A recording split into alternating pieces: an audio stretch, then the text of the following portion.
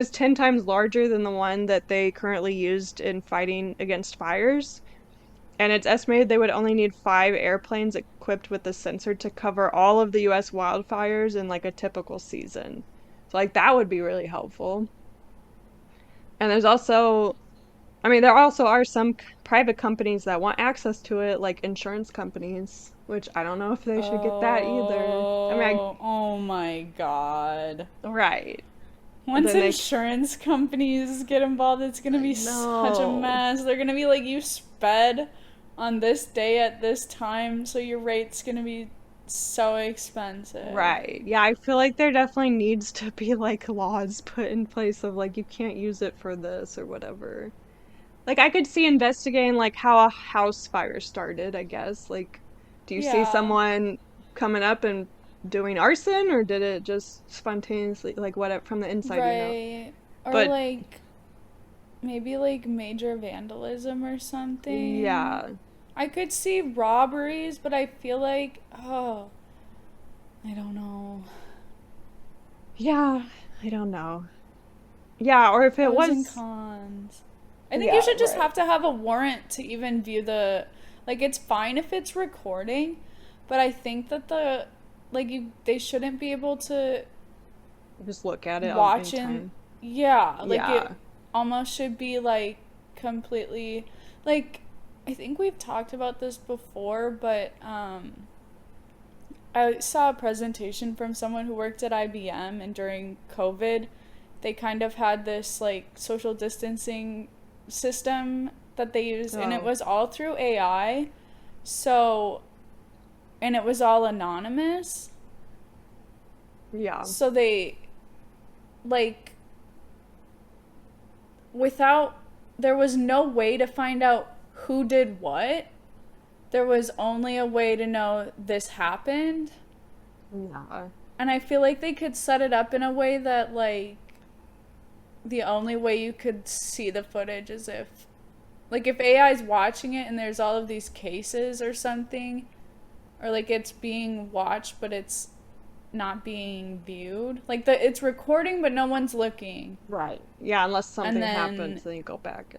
yeah, here's the location and here's the Right. time frame. Now we can look. Yeah. I think that would work. It's kind of like the geofencing for Right. Google. Yeah. Right, cuz realistically we already are on camera almost all the time, Right. right? And our phones are tracking where we are. This would just make it a lot easier to see what exactly happened. Right, because I mean, CCTV sucks still. I can't believe it's like so grainy and you can't even see Right. anything. So this would be a lot clearer and stuff. But I agree, it needs to be like we know this happened on this date around this time. Give me that chunk of footage. Like that's the only part you should be able to see. Right. Yeah. Or like they said like looking for survivors after natural disasters. Like I think that would be huge if they could do that, because Right. like that would find people like so quickly, but yeah, it's up for the people to use it for good. And or like there needs to be laws so it forces people to use it for good. Right. Um Also, I guess like another example of a city doing this, like Singapore, I guess is working on a wide area surveillance. Like it wants to be the first major smart city where it's like Oh, everything's smart isn't in it. Singapore really strict on their laws already? Yeah, I think so. And I wonder if they already have it set up now, because this is like 5 years later, but so to dispute the idea that they built Big Brother, Nathan Crawford said it really takes 1 million people to watch 1 million people. And Nathan Crawford is the contractor who deployed with the Constant Hawk mission in Iraq, and he personally loaded like Death Star hard drives with all the data from the first months of using it in Iraq.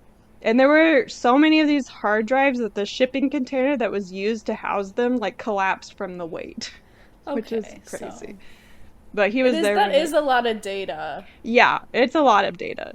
Right. So like the cameras can get all this footage, but it takes a human to analyze it all. And who's going to analyze every single piece of it? And Right. also, like, with the cameras are getting bigger and can run longer and can view more of an area. So, like, there needs to be more people to analyze it. So, like, inevitably, a lot of the footage gets chopped and it's never seen by human eyes. So, kind of what we were talking about, like, you're gonna miss a lot. And also, like, even if there are important details that they find, like, later, it might not be relevant anymore by the time they see it, because, like, a lot of this is time sensitive. So, like, even if they catch it a week later, it's like, well, we're already on to the next thing. Like, so it just gets Right. lost. So it's also like, is this even really helping them much, honestly? Like, I don't know. You know Monsanto's watching every second of that footage. Well, if they can hire people to watch it, They can. I guess, yeah. Well, so researchers at Rand Corporation, which the Air Force contracted the year after, like, the Jason study to figure out ways to help, like, keep its head above the incoming data flood that they knew would, like, come with all of this. They calculated that the service would need 117,000 analysts if it wanted to scrutinize every inch of a Gorgon Stare video, which, like, it'd be impossible to hire that many people. Right. And also, one Predator pilot described it as like playing the most boring video game in the history of the world. So yeah, like, good luck hiring that many people to do that. But that makes it scarier because then they would just hire, like, it would be like a minimum wage job. Mm. Yeah, but they also, like, I don't know if I say this later, but, like, it's one thing to flag it as saying, like, oh, this is potentially, like, important, but you still need an expert that, like, can actually analyze what's going on and decide Oh. action. So, Okay, so right now it's not that bad, but right. But it once they can get be for AI sure. on this. Oh yeah. Yeah, I got that coming up. Yeah. Oh boy. Yeah. And also, they do have now automated tracking systems on all the whammy, like, being sold right now. So they can track if a vehicle enters a certain part of the screen. So, like, you can set up, like, okay, I'm interested in this square of the video, and, like, flag it every time a car comes in, or, like, every time a person or whatever. So, like, they already have that where you don't need to look at everything. Like, it'll show you the things that are the most important and, like, narrow it down. So you can already do that. But you still need an expert to, like, look at it all afterwards. But yeah, add AI to this. So, like, they're working on a sensor fusion software that will act as an AI assistant to the analyst. So, like, the book gives, like, this example. So you ask the AI assistant, where is Osama bin Laden? It then sorts through available intelligence information, like similar to what Siri would do searching Google. And then it determines he's somewhere in Pakistan or Afghanistan and runs a voice recognition software program on all recorded cell phone conversations in that area and finds a number of calls between some of bin Laden's associates. So it identifies a call from a public phone booth as being of particular interest and it flags that. And then in order to identify the unknown caller on the other end, it checks footage of the area from a hacked webcam and from an all-seeing eye overhead. And then motion tracking software follows the caller backward and forward in time because it's a recording, so it can go back and forward. And Mm. the caller stops at a residential compound, which, with Googling that, it reveals it's owned by a senior military officer whose recent social media posts indicate support of bin Laden. So then the software brings all that back to the analyst with, like, the compound address and a confidence score of how likely it is that he's there. So, like, They that's, have audio too? yeah, they're trying to make a fusion system that can, like, bring in all of this other stuff. Like, it can bring in CCTV, it can bring in, like, if you tapped those cell I hate phones. Right. this. Yeah. So it's trying to bring in all the information, not just the overhead view.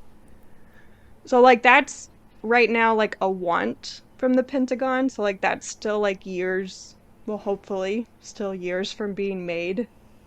I hope not in my lifetime. Right. But that is something that they're working on right now. And they want something that can fuse all of the technologies they have. Because, yeah, right now they do have like radio interceptors, they have like cell phones, like they could tap in, they have CCTV, and now they're going to have I mean, they already have the overhead view. So they want something that pulls it all together, specifically with AI, so it can flag these things or pull them together like quicker. So that's probably going to happen if it's not already happened. Like, because like I said, the book was in 2019. So who knows where the technology is now? Like, this could already be a reality. Mm. Sorry, yeah. um, but yeah, since this has been publicly known for a while that this is out there for like military use and like it's encroaching on civilian life, there are critics who are fighting it from becoming like part of civilian life. And one specifically is Jay Stanley, who's been a vocal critic of the technology since 2013. So I think he has like a committee and stuff that's fighting this. I need to look into more of that, um but I guess right now there are a set of 5 rules for electronic information collection and use developed by the Federal Trade Commission called the Fair Information Practice Principles. So you would think that this technology would need to follow these rules, right? I mean, they're rules, not laws, um but basically the rules are information collection shouldn't be going on to which you are unaware of. Like, you need to be made aware of information collection on yourself. It should not happen without your permission, so you also need to like say yes, that's okay to do. It shouldn't be used for purposes other than what you gave permission for. It should be kept as securely as possible, and people should be able to access like all the information that is about themselves. So like this should at least be following that. But obviously an all-seeing eye could violate all of these at once. So Right. yeah, so people like Jay Stanley are determined to not let that happen. And there's people like fighting this, saying there needs to be better rules and this needs to follow the FTC rules and all of that stuff. But obviously the view from the creators, almost all the creators that made this technology, is like the complete opposite. Like, they think this is a force for good, it's never going to be used badly, and this is like a revolutionary That's thing. hilarious. Yeah. So yeah, I guess this is our future where most major developed cities will have this technology and be using it. So you can't go outside without being watched, which is kind of already true, but from the sky is like, I feel like it's just even, like, I don't know. You don't even think from that much. Um, but yeah, it definitely reminded me of China. They track. Because if AI gets more intelligent too, like it's getting more intelligent and stuff, and it's gonna be able to flag different things, and then this will be like everywhere in the world, and you'll probably have like an ID tag. I feel like they'll do something where the video will label who you are, and like with a tag Yeah. that everyone It's gonna gets. be like Sesame Credit. Right. Yeah. This is definitely a Black Mirror episode. I know. And also, like, I mean, it's obviously it'll be connected to CCTV, but like people put out so much information on their social media too, like it's gonna be connected to that, which, I mean, whatever you post yourself, I guess that's your own fault. But also, they're saying AI might even be able to predict like what will happen before it happens, because it'll see like certain behavior and like flag it with a percentage rate of like, okay, this will probably happen next. So I'm upset. yeah, I am also upset. The whole time I was reading this, I was upset. Yeah, I don't think I could have finished it. Right, yeah. Did I ever say the name of the book? No. The book is, at the end of the episode, Eyes in the Sky, The Secret Rise of Gorgon Stare and How It Will Watch Us All by Arthur Holland Michel, I guess. Michel? It's Probably Michel. probably Michel. Yeah, that's what I was thinking. So yeah. Okay. Well, that's it for this episode. As always, our sources for the episode will be in the description, as well as our social media links. We're on Facebook and TikTok under Let's Be Brief, so check us out there for updates.